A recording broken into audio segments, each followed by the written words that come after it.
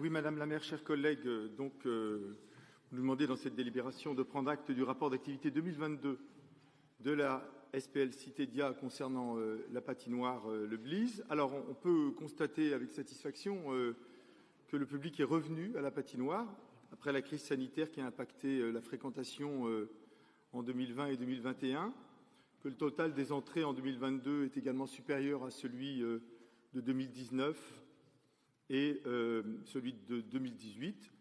Il y a une hausse de 17%, qui était 2018 l'année de référence.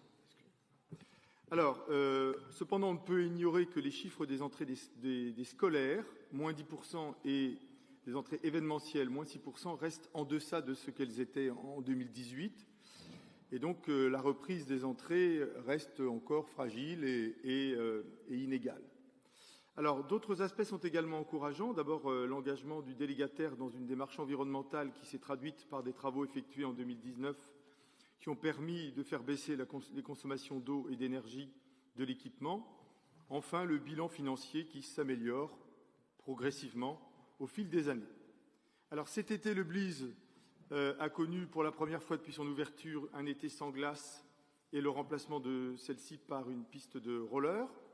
Cette décision que nous avons approuvée au vu de la crise énergétique et de l'adaptation nécessaire aux évolutions climatiques a suscité des interrogations légitimes sur le devenir même de la patinoire.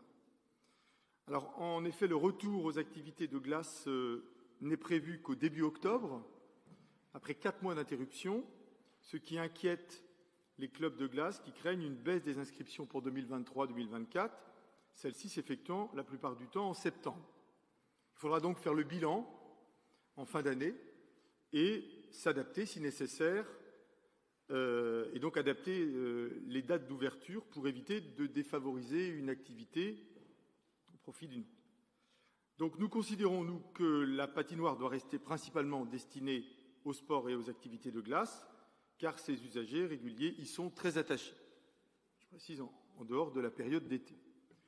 Quoi qu'il en soit, le roller a trouvé cet été sa place au Blise, le succès a été au rendez-vous et la fréquentation a été importante, plus en août qu'en juillet, mais déjà en juillet.